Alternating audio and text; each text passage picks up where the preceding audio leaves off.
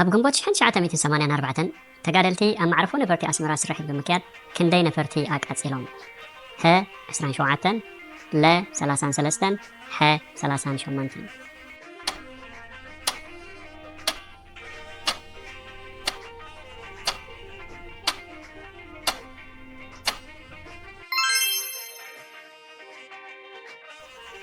ገዳም ደብረ ቢዘን መዓዝ ተመስሪቱ? ሀ 1230 ለ 1360 ሐ 1440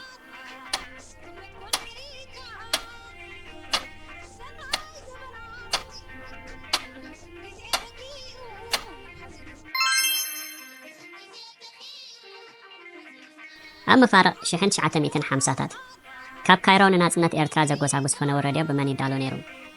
ሀ ሼኽ ኢብራሂም ሱልጣን ለ ዓብደልቃድር ከቢረ ሐ ኣቦና ወልደ ኣቦለ ማርያም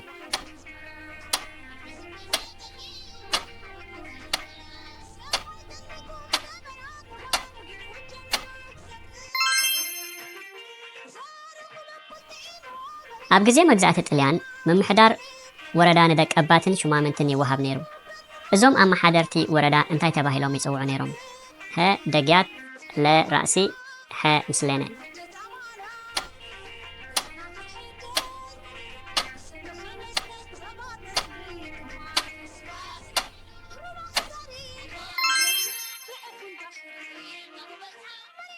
ህዝባዊ ሓይልታት ሓርነት ኤርትራ ቀዳማይ ጉባኤኡ ኣበይ ኣካይዱ?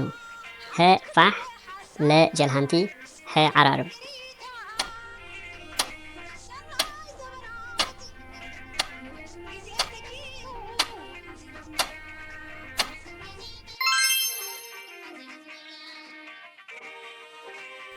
ባጽዕ ሙሉእ ብምሉእ ኣብ ትሕቲ ቁጽጽር ህዝባዊ ሰራዊት ዝኣተወትሉ ዕለት ክንደይ እዩ?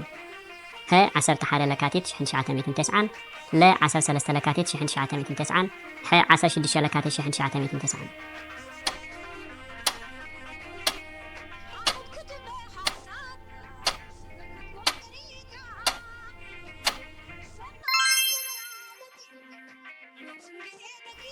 ቀይሕ ባሕሪ ብድምር ክንደይ ዝኣኽላ ደሴታት ኣለዎ? ሀ ኣስታት 350 ለ ኣስታት 800 ሐ ኣስታት 1200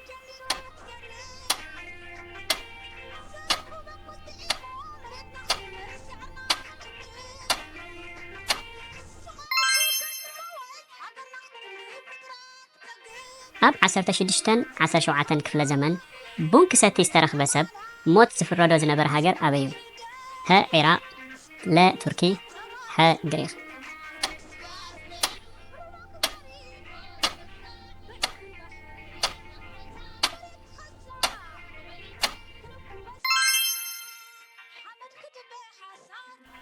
ካብዞም ዝስዕቡ ሕግታት እንዳባ ብትግራይ ዝተዳለወ ኣየና እዩ?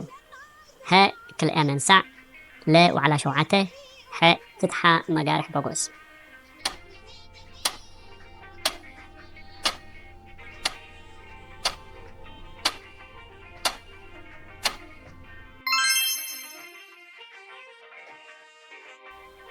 ቢብሊዮፎቢያ እንታይ እዩ? ሀ ፍርሒ መጽሓፍ ለ ፍርሒ ሸይጣን ሐ ፍርሒ ዝናብ